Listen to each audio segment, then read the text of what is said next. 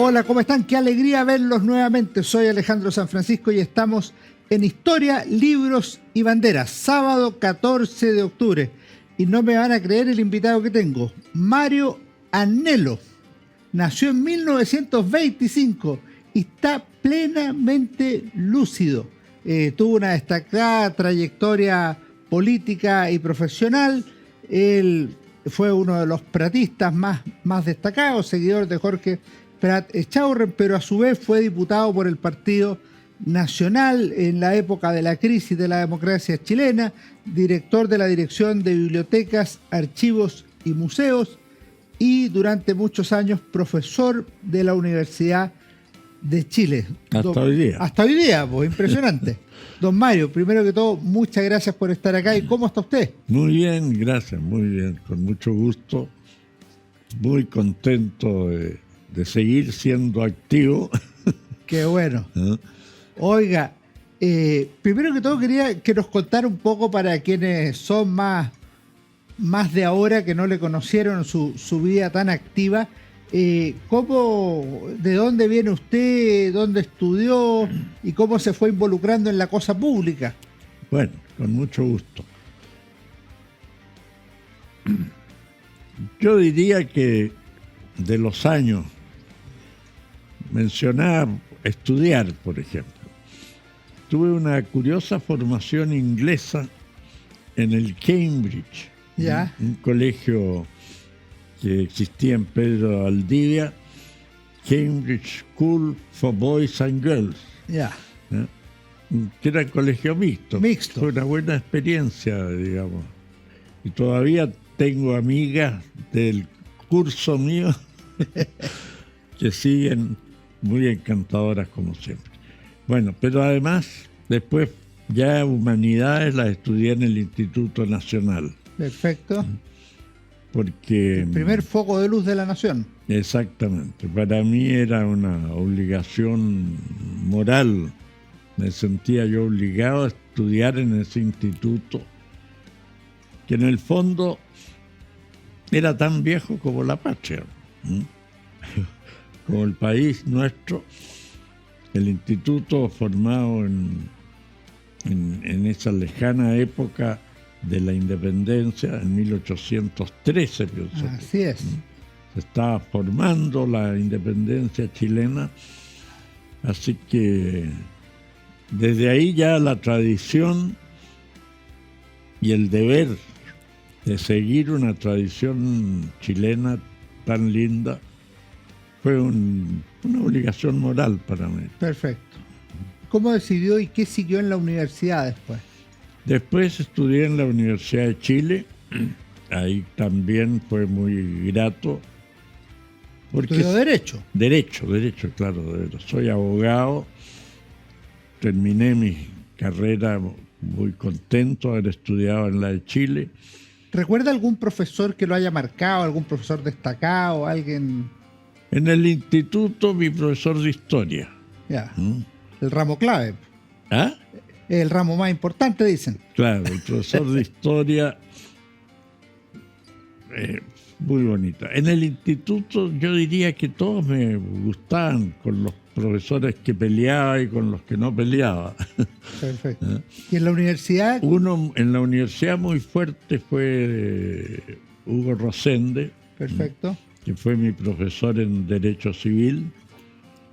Pero yo diría todos y cada uno de ellos. Ahí sentí lo que era realmente la vocación. La vocación docente, que es algo que cuando se siente no se afloja. Hasta el día de hoy, con 97 años, sigo haciendo mi curso de Derecho Internacional Público en la Universidad de Chile. Perfecto. Oiga, ¿y usted cómo se fue vinculando a la actividad política o pública? Porque usted, cuando conoció a Jorge Prat, por ejemplo, hemos invitado a Mario Agnello porque él hizo un trabajo notable en los años 60, Proceso a una democracia, el pensamiento político de Jorge Prat, que es un líder desconocido por muchos, a veces incomprendido y un hombre muy, muy relevante y muy influyente en algún tiempo. Es de las personas más inteligentes que conoció, ¿no? Bueno, Gonzalo Vial era otro muy inteligente, que era del mismo grupo que formamos. Era discípulo, sí. Y bueno, Prat tenía el ancestro, ¿no? Ser nieto del héroe de Iquique era para él un sello, era una obligación de servir el interés nacional por encima de todas las cosas. Y entonces eso mismo lo hizo ser muy independiente. Tuvo una corta actuación en la juventud del Partido Conservador, pero muy luego ya se separó de ella y siguió siendo independiente permanentemente, con un fuerte sentido nacionalista, muy innato líder, ¿no? Tenía unas condiciones de liderazgo pero muy fuertes. Y se veía, yo lo notaba cada vez que lo acompañaba a alguna gira en alguna provincia, por ejemplo, cómo creaba ya partidarios personales, pero por montones. Usted lo acompañó en esa revista Estanquero en los años fines de los 40 y comienzos de los 50. Yo fui director de Estanquero. Así es, pues. También fui director de Estanquero. Y ahí hay un ejemplo por cosas que a muchos les pareció absurdo. La revista tenía fuertes problemas económicos. Ustedes conocen lo que es difícil tener una revista sin avisos, por ejemplo, comerciales. Y luchábamos fuertemente por mantenerla. Pero cuando nombran a Jorge Prat ministro de Hacienda en el gobierno del general Ibáñez. En el segundo gobierno de Ibáñez. El segundo gobierno, claro. Lo que yo no había podido conseguir, que era una publicidad pagada por los ferrocarriles del Estado, que salían en todas partes, páginas de los ferrocarriles del Estado. Yo había pedido que avisaran también en Estanquero y nunca me habían cotizado.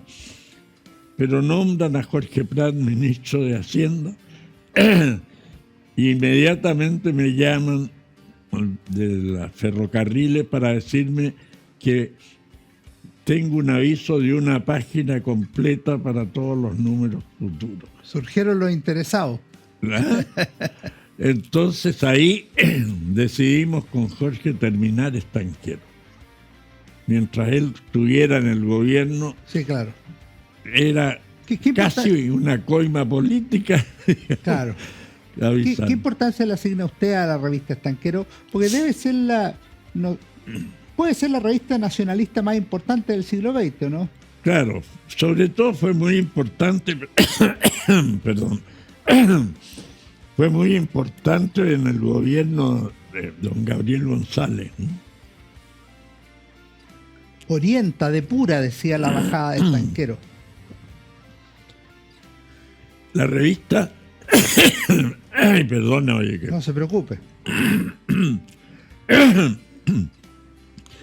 La revista fue muy importante en una época en que se temía que los efectos del Frente Popular y esas declaraciones con las que había llegado a la presidencia don Gabriel González, que usted recuerda, usted era muy niño, pero... Yo no había nacido. No había nacido. Yo soy del 69. Ah, bueno. Pero ahí, por ejemplo, una de las cosas que él dijo una vez, no habrá poder en la tierra que me separe del Partido Comunista. Claro, no habrá poder humano ni divino. ¿Ah? No habrá poder humano ni divino que me separen del Partido Comunista. Y tuvo que hacerlo, ¿se fija? Entonces, mientras no lo hacía, o sea, antes de todas las huelgas y de todas las tomas de las minas de carbón que fueron el movimiento en que rompió Gabriel González con el Partido Comunista. Estanquero era lo que enfrentaba lo que nosotros llamamos esto de favorecer al Partido Comunista, que nadie puede decir, a pesar de los esfuerzos que hagan, que es un partido democrático, ¿no? Ni en sus fines ni en su sistema. Cuando Jorge Prat entró al Ministerio de Hacienda del segundo gobierno de Ibáñez, usted lo acompañó, ¿verdad? No, porque entró él y creamos, digo, porque fue conversado mucho, y Ibáñez le dejó tener otros ministros en ese mismo momento. Ya. Y entonces yo me fui a ayudar a Ignacio Cousiño, que era un dirigente de los empleados particulares muy importante, y al Ministerio de Trabajo. Ah, perfecto. Y Jorge Prat se fue con Arturo Fonten y con Gonzalo Vial. Arturo Fonten de subsecretario. Perfecto. Gonzalo, Ricardo Rivadeneira de ayudantes allá. Pero nos juntábamos todos los días. ¿Y qué tal? ¿Cómo era ese grupo? Porque el grupo Estanquero es bien brillante en términos intelectuales y después profesionalmente va a haber un director del Mercurio, Gonzalo Vial fue historiador, director de Portada, Ricardo Rivadeneira, un gran abogado y fue el primer presidente de Renovación Nacional. Usted claro. Fue el director de la Dirección de Biblioteca, Archivo y Museo. O sea, el pratismo, ese temprano pratismo, se expandió de una manera importante. Importante, y una manera de ir creando mucha gente en provincia, sobre todo. Y yo recorría el país entero. Yo le contaré, por ejemplo, que en mis candidaturas a diputado hice más trabajo político sosteniendo las candidaturas de los otros del Partido Nacional en todas partes de Chile. Y nos fue muy bien en esa elección del año 69. Sacamos 35 diputados. Un partido que no tenía Claro, que estaba empezando. nada, porque estaba empezando. Y Jorge Prat, que enfrentó una sola vez una campaña electoral. Vamos a ir a eso, no se me adelante. No se me adelante. Bueno, pero todo eso fue una cosa muy bonita, muy bonita, sin medio alguno. Es decir, ¿y cómo fue la experiencia en el gobierno? Porque el gobierno de Ibáñez tuvo mucha esperanza, general de la esperanza le llamaban, y mucha decepción también en pocos años. Claro. Yo creo que tuvo el general el error de confiar en algunas personas. No lo voy a nombrar a ninguno, pero que no debió haber tenido esa confianza en esas personas, que le fue produciendo una falta de, yo diría, de línea casi en el gobierno. Hubo periodos, y yo me acuerdo que el Mercurio, que no fue muy favorable a Jorge Prat, pero que el Mercurio, cuando terminó el gobierno, el ministerio de Jorge Prat, que duró 6 meses, dijo que era una verdadera excepción dentro del gobierno del segundo gobierno del general Ibáñez. El general Ibáñez era un hombre difícil de definir, ¿no? Era muy simpático. ¿Usted lo conoció? Mucho. ¿Sí? Era bastante simpático, cordial, era como ya en esa época era como un abuelo viejo, digamos, ¿no? Pero curiosamente habían cosas que ya se le fueron manejando por otros ministros, otras cosas confusas, y no fue tan eficiente como debió haber sido ese segundo gobierno, por desgracia. Perfecto. Una última cosa, así solo para cerrar. ¿Ustedes se notaban que Chile era un país que estaba como gastado, que le faltaba hacer un cambio de giro importante en materia institucional, en materia de pobreza? Ya le voy a preguntar una cosa específica en materia previsional y en otras áreas. Claro que sí, pues. No cabe duda. Por ejemplo, en materia laboral. Yo pensé que siempre iba a estar orientado hacia lo laboral. Y por eso me fui a apoyar a Ignacio Cousiño en el Ministerio del Trabajo. No acepté ser subsecretario, sino que quedara el mismo subsecretario. No se cambió a nadie, ni a una sola persona de los que trabajaban en el ministerio, con otros ministros y otras ideas. Y yo trabajaba honores, entre paréntesis. Y estaba 12 horas del día haciendo cosas. Llegamos de un país que estaba atiborrado de huelga, logramos el éxito en un momento dado que el director del trabajo me fue a ver y me dijo: estoy sorprendido porque creo que es la primera vez en Chile que hay 0 trabajadores en huelga. Ese es el recuerdo y ese es para mí mi corona moral de un año en el Ministerio del Trabajo. Don Mario, vamos a hacer un pequeño alto y volvemos en unos segundos. No se vayan, estamos en Historia, Libros y Banderas con Mario Agnello.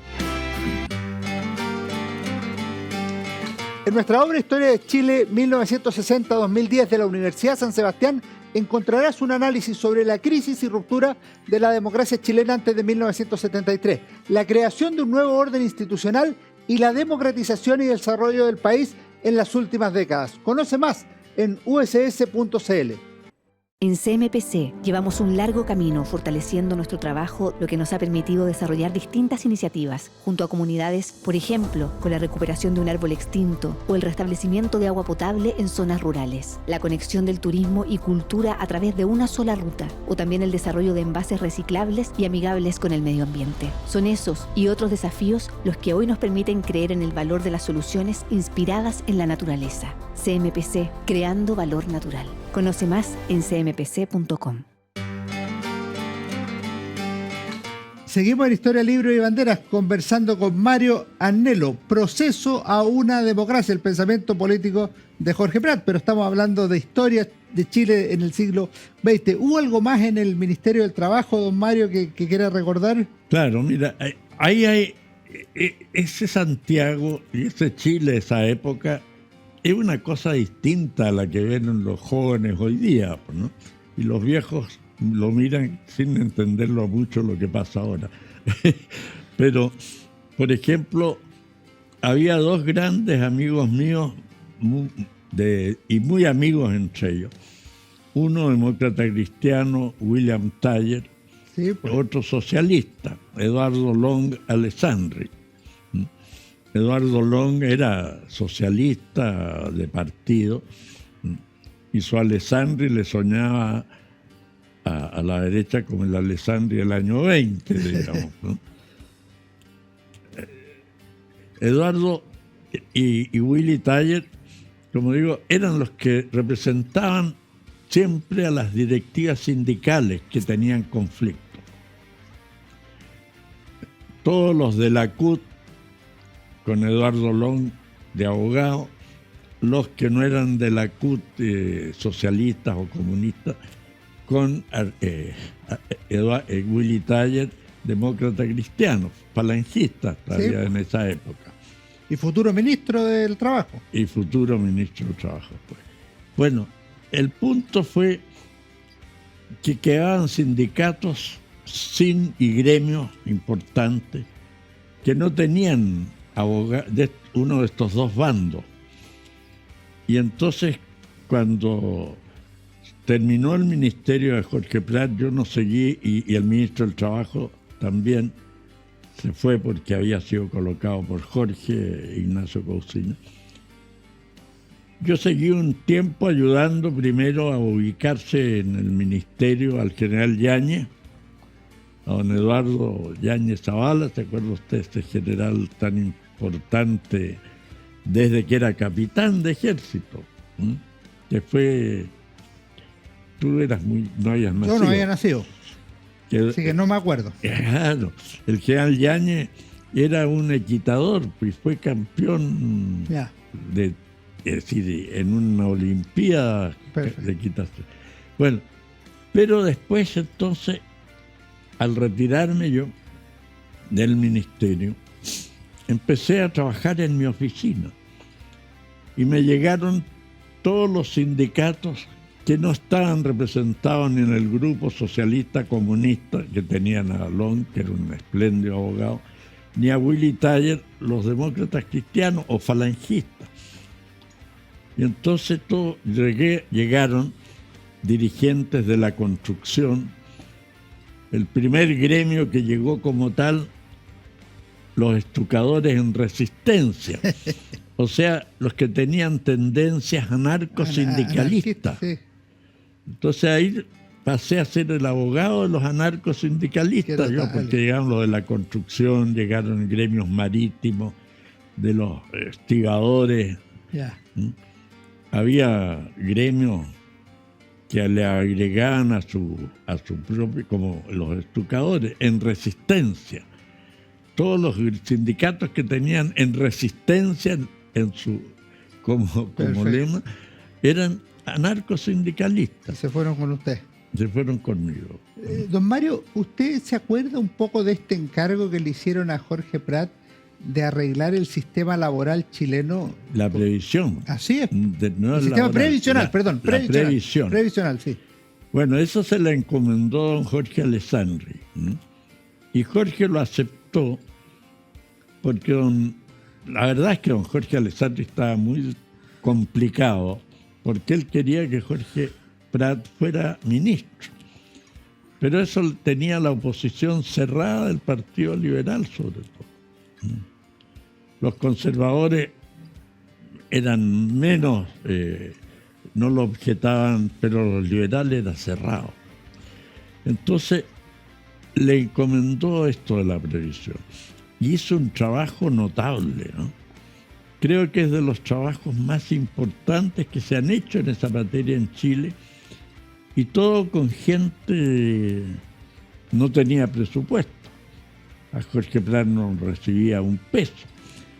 Y trabajaron, yo diría, 2 o 3 años para hacer toda una crítica primero a lo existente. Yo me acuerdo, vimos de repente que habían 518 sistemas distintos previsionales en Chile, que había sistemas en que los acogidos al sistema imponían 0, y todos los hípicos, por ejemplo, y todo lo pagaba entonces un porcentaje de lo que la gente jugaba en el hipódromo, en el club hípico. Hay un descuento ahí. El descuento, ahí había para la previsión. Entonces, y las diferencias. Algunos que jubilaban con perseguidora y otros que jubilaban. Y además las jubilaciones con muy pocos años de trabajo, los parlamentarios, por ejemplo, versus otra gente que tenía que trabajar varias décadas. Eso fue una cosa dura. Los parlamentarios era un abuso. Bastaba haber sido el parlamentario para que pudiera jubilar. Entonces, me acuerdo que ahí calculamos con Jorge que bastaba que un muchacho fuera alumno de la escuela militar, por ejemplo, para que al terminar, tuviera un año en un regimiento y podía jubilar. Y había otros que podían trabajar hasta los 60 años, 65 años. Se perdía la libreta. Acuérdense que se hacía... Sí, pues, no, pero la conocí. Claro, una libreta del Servicio de Seguro Social y se perdía la libreta y se acababa. Se acaban los derechos de la jubilación. Jubilaciones, algunas que no valía la pena ir a cobrarlas. porque estaban en pesos. Muy miserables. Estaban en pesos, pero muy chicos, que cuando se transformaban en escudo, años después, ya se fumaban. Don Mario, vamos a la candidatura Prat. Dicen por ahí que Jorge Alessandri pensaba que un sucesor ideal para él era Jorge Prat, le tenía mucha admiración. Pero el 64 efectivamente surge la candidatura de Jorge Prat, la candidatura de la rebelión del hombre libre. Claro. ¿Cómo fue esa campaña? ¿Qué recuerda usted? ¿Y por qué finalmente no prosperó? Yo diría que una de las razones para que no prosperara fue la miopía de los partidos de derecha. Porque pensaron que esa persona tan independiente, sobre todo los liberales, que fueron los peores opositores, grandes figuras del Partido Liberal, es decir, bloqueaban toda posibilidad de apoyo a Jorge Prat. No así toda la gente de esos partidos. Fueron a hablar conmigo, por ejemplo, aún dirigentes del Partido Liberal, de la juventud. La juventud del Partido Conservador estaba toda dispuesta a apoyar a Prat. Y recorrimos el país, yo diría, convencidos que la campaña presidencial era una cosa muy difícil, pero sí era una oportunidad para sembrar una idea. Y para sembrar las ideas nacionalistas, que es la que nos empeñábamos en que se valoraran adecuadamente. Pero como siempre los comunistas tenían la receta mágica de calificar todo de fascista. Este es el fascismo. Y a veces hacían ridiculeces tales. Quiero voy a contar a propósito una anécdota que es ridícula. En una oportunidad se le ocurrió en el gobierno de don Jorge Alessandri, me parece que fue, claro, sí, ¿ya?, que yo fuera embajador en Canadá. Yo no tenía ningún deseo de salir de Chile, pero le dije, bueno, veamos primero qué pasa, pues. Y sale de repente unas publicaciones en Canadá violentísimas en contra mía. ¿Y qué pasaba? Que había 7.000 exiliados marxistas, socialistas y comunistas en Canadá. Pero esto ya estamos hablando de tiempo de Pinochet. De Pinochet, sí, claro. Perdón, más tarde. Tiempo de Pinochet, no le había precisado, claro, quién era el que tenía la idea de exportarme. No era con Jorge Alessandri. Claro, no, estamos en Pinochet. Ya. Y entonces, y salió por suerte salió una publicación en un diario acogiendo las cosas que decían, ¿eh? Que yo era de los líderes fascistas más conocidos en Sudamérica el año 39. Y yo el año 39 recién cumplía 14 años. Tenía 14 años. ¿Eh? Así es la cosa. Y todavía cumplía los 14 años. En diciembre. En diciembre, el 25 de diciembre. Empezó la guerra con 13 años usted. Y con 13 años. Imagínese con 13 años ser uno de los conocidos. No me conocía a nadie ni en Chile. No. Oiga, don Mario, usted decía que una de las ideas de la campaña del 64 era sembrar las ideas nacionalistas. Si usted tuviera que resumir, ¿cuáles eran las ideas centrales de Jorge Prat, del nacionalismo y suyas en ese tiempo? En ese libro Proceso a una democracia. La he puesto largamente. En este libro yo hice una introducción y después fui acoplándole los discursos más importantes que había dicho Jorge Prat en su campaña, para que la gente fuera no teniendo un catecismo de 4 líneas, digamos, cada cosa, sino que la leyera. El libro ese tuvo mucho éxito, pero pasó como pasan las cosas intelectuales en Chile. la gente le llega lo que está vivo en algún momento y después yo creo que si usted hace una pregunta de qué pensaban los presidentes de Chile. No, está difuminado absolutamente. Es decir, yo creo que está borrado. Sí. Sabrán algunas cosas. Muy genérico. Serán partidarios o contrarios a los que son más próximos. Pero está la idea de crisis y de rebelión aquí. Exactamente. O sea, la idea de generar un cambio relevante en la sociedad chilena. Claro.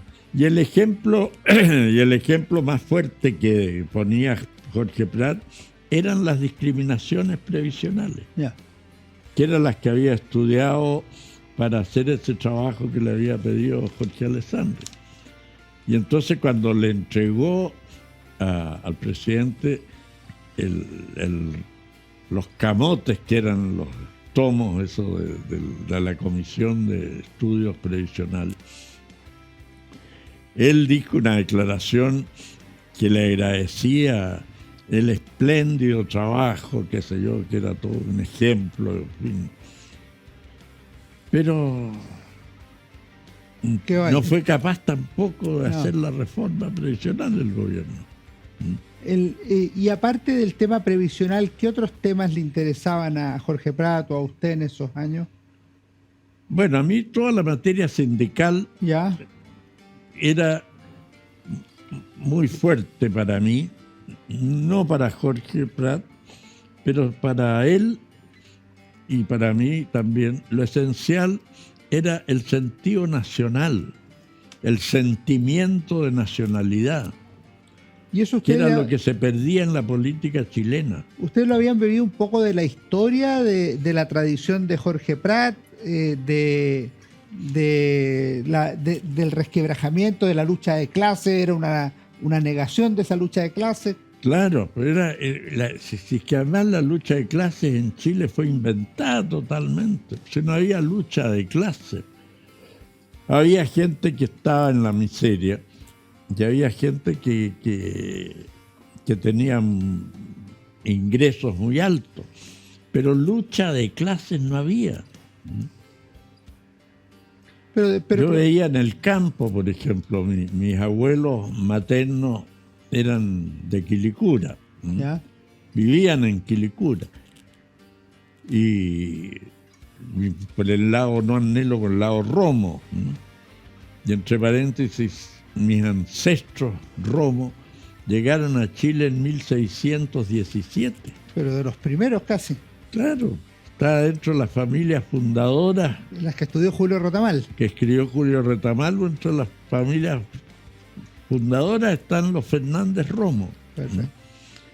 Y entonces, ahí yo veía que era camaradería. Yo jugaba fútbol con los trabajadores de Quilicura. Me extrañaba uno, por ejemplo, que pegaba unas patadas a la pelota, pero a media cancha, y que no podía ponerse los zapatos de fútbol, sino que jugaba a pie pelado. ¿En serio?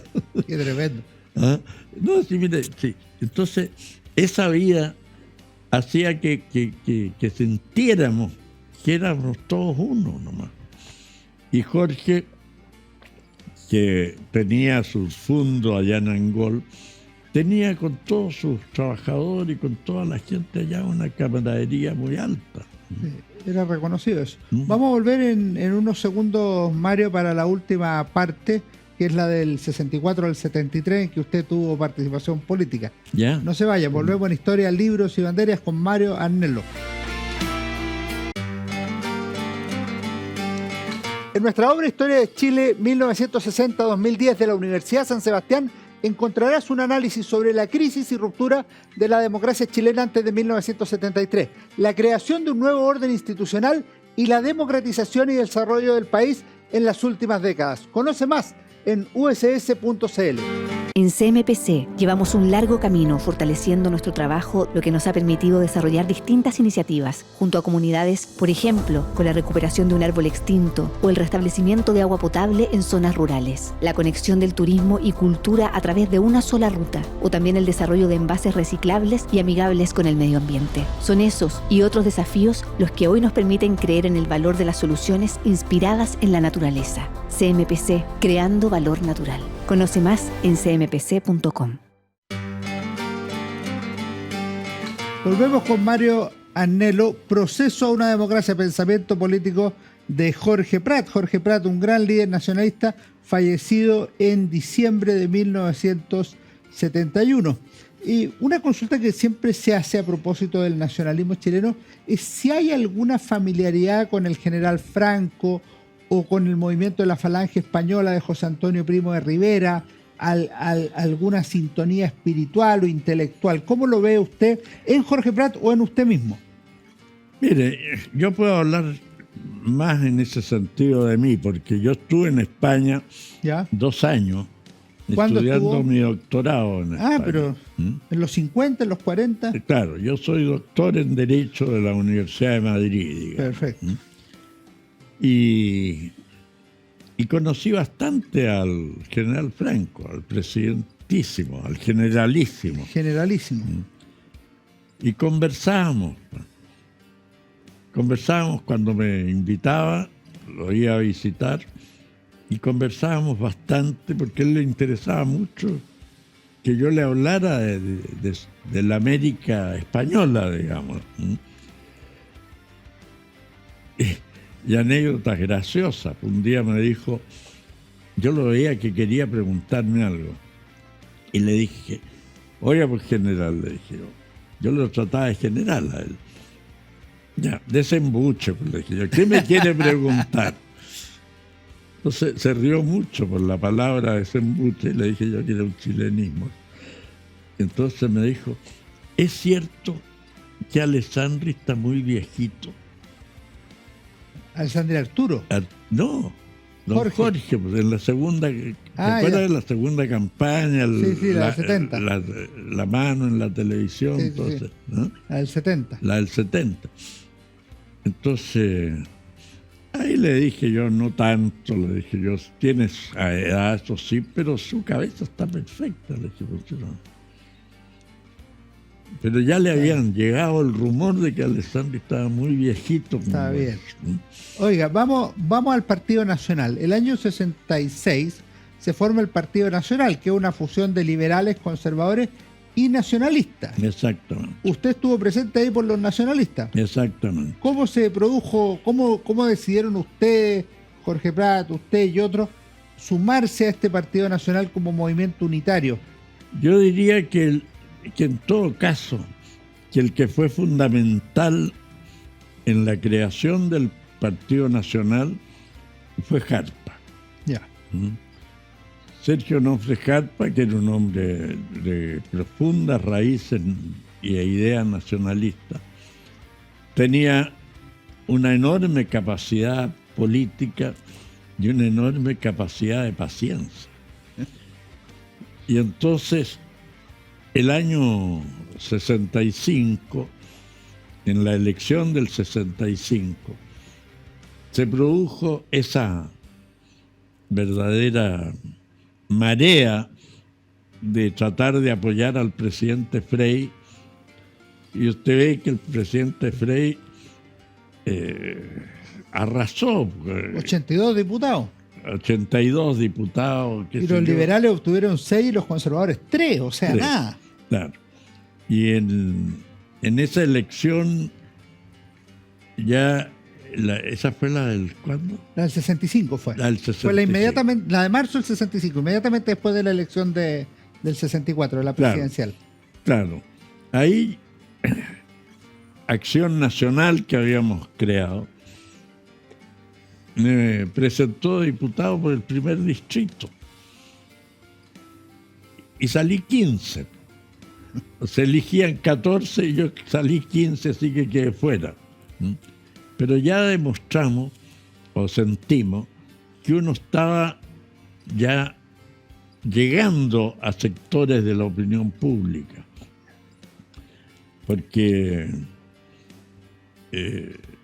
Jorge Prat se presentó como candidato a senador, también independiente en esa vez, y sacó 45.000 votos en Santiago, que no salió ningún senador liberal ni conservador. No. Tampoco. Entonces, y que la DC no sacó uno más porque no llevó más candidatos. Porque no llevó más candidatos. Si hubieran sumado los votos conservadores y liberales que iban juntos con los que sacamos en Acción Nacional, habría salido Jorge Prat de senador, no Hugo Rosende. Yeah. Hugo Rosende, mi querido profesor de Derecho Civil, digamos, pero esa realidad hizo que entraran por fin como a concebir posible recrear el Partido Nacional. El Partido Nacional, había habido un Partido Nacional a comienzos del siglo XX. El montvarista, el de Montt y Varas. El de Montt y Varas primero, en el siglo XIX. Claro. Pero después hubo otro Partido Nacional a comienzos del siglo XX.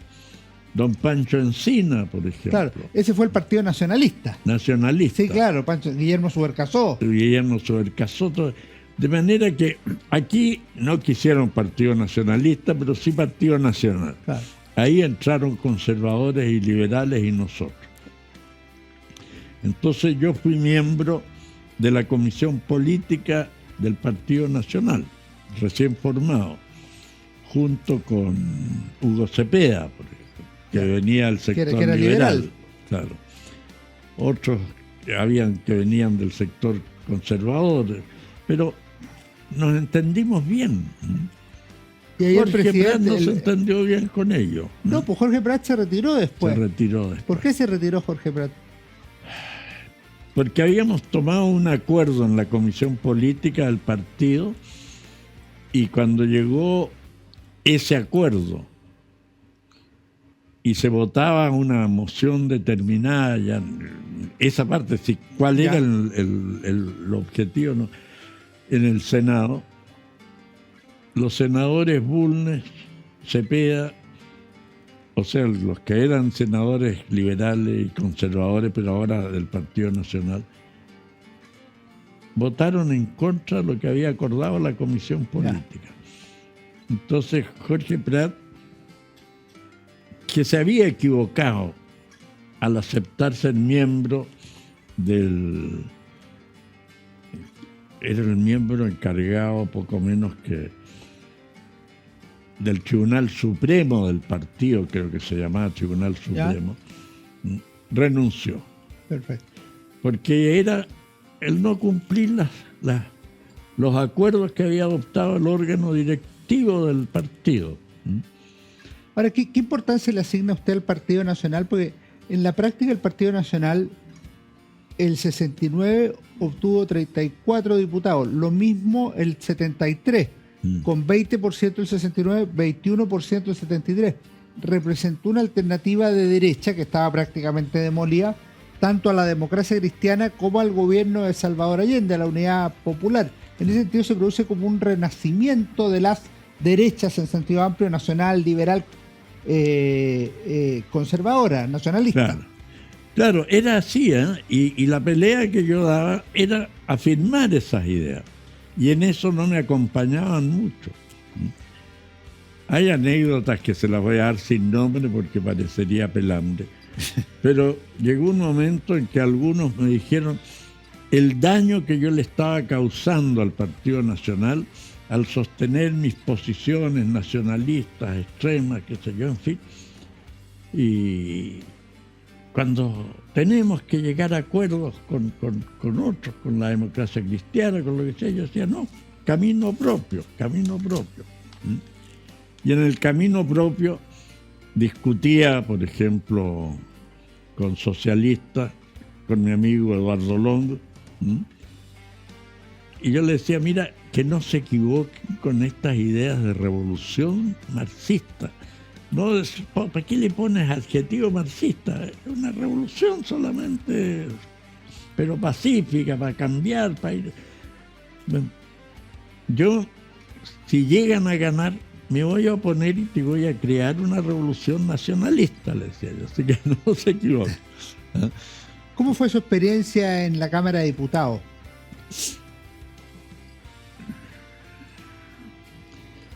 Fue una experiencia muy interesante, realmente interesante, porque pude ver, en primer lugar, que a pesar de todo, no dejaban muchas veces de escuchar cosas que se decían.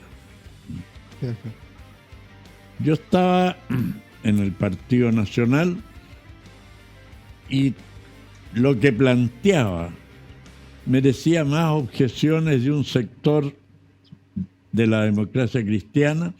Había otro que encontraba razonable lo que decía. Los comunistas se quedaban medios callados. Algunos otros socialistas eran despotricados contra mí, algunos comunistas también. Pero comunistas serios, digamos, no dejaban de encontrarme la razón muchas veces.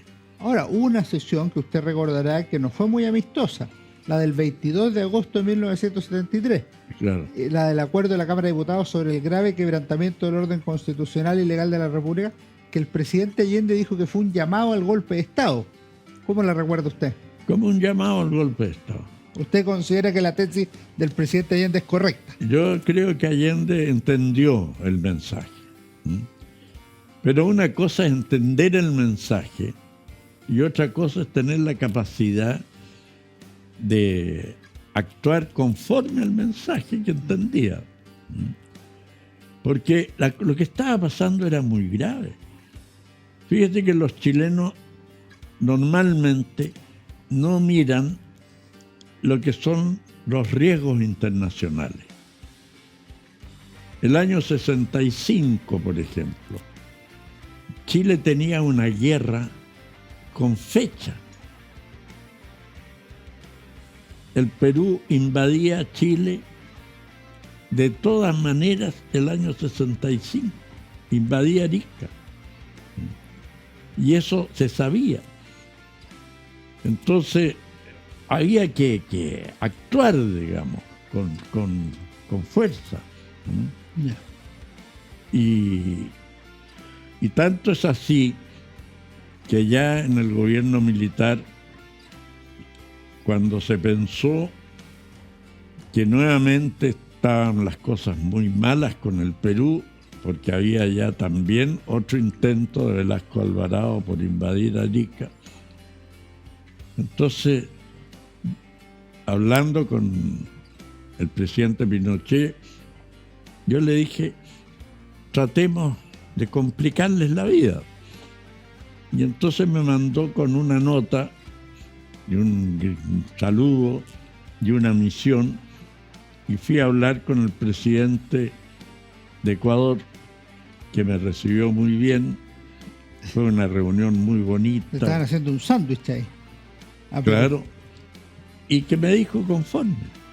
Perfecto. Conforme me dijo. Oiga, yo lo voy a dejar comprometido, don Mario. Ya. Por el proyecto Historia de Chile 1960-2010 de la Universidad San Sebastián, lo vamos a ir a entrevistar con mi amiga y gran historiadora Miriam Duchens para seguir conversando estos temas, ¿ya?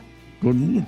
Y así ahí fíjese que ahí se terminó la amenaza. Perfecto. Porque Ecuador y Colombia, que también tiene límites con Perú, y sí, también ha tenido guerras con Perú en el siglo XX, había tenido una guerra Colombia con Perú. Vamos a conversar largamente de esas cosas, don Mario. Y antes de irnos, yo le tenía una pregunta final que le hago a todos mis invitados. ¿Qué libro le ha gustado en su larga vida que haya leído y que usted diga, esto podría ser una buena lectura para los auditores de Historia, Libro y Bandera? Lo sigo leyendo todavía. ¿Cuál? Los 20 y tantos tomos de don Pancho Encinas. La historia de Chile. De Chile. 20 tomos. 20 tomos. De la prehistoria hasta nuestros días. Es una tremenda obra. Es una tremenda obra. Y cada vez que encuentro una referencia, trato de buscar los antecedentes de esa referencia hay cosas que se encuentran, cosas que ya no se encuentran. Perfecto. Ya, pero rastreando librería. Esa le gustaba mucho a Jarpa también, la historia de Chile de Encinas. Es decir, yo creo que es la lección más importante que debiera tener todo hombre que quiera actuar en política en Chile. Oiga, don Mario, no sabe la alegría de haberlo tenido en el programa. Hace tiempo lo estábamos invitando y hoy día se pudo materializar. Le agradezco mucho venir a hablar de su historia y también de Jorge Prat Echaurren. Uno de los topos de la historia de Chile de Gonzalo Vial está dedicado a Jorge Prat Echaurren. Dice: a Jorge Prat Echaurren, en quien muchos aprendimos el amor a la patria. Ahí hay una tradición histórica entonces que se puede continuar. Claro. Muchas gracias, don Mario. Gracias a ustedes, pues muy contento de poder estar aquí. Ustedes no se vayan porque viene mi recomendación de libro de inmediato. Hola, ¿cómo están? Soy Alejandro San Francisco y en nuestro programa de esta semana de Historia, Libros y Bandera tenemos esta recomendación. Jorge Prat Echaurren, 1918-1971. Escritos, discursos y documentos.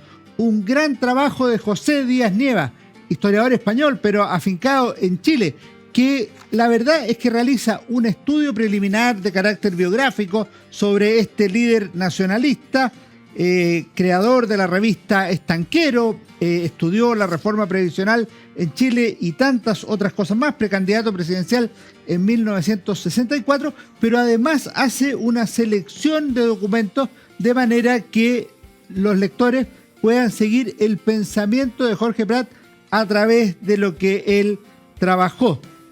Hay artículos desde los años 30 hasta los años 70, eso que aparecía en revista Portada, la publicación fundada por Gonzalo Vial. Jorge Prat Echaurren, un importante líder nacionalista, una figura intelectual relevante que vale la pena conocer en este trabajo de José Díaz Nieva. Que estén muy bien, nos vemos en nuestro próximo Historia, Libros y Banderas.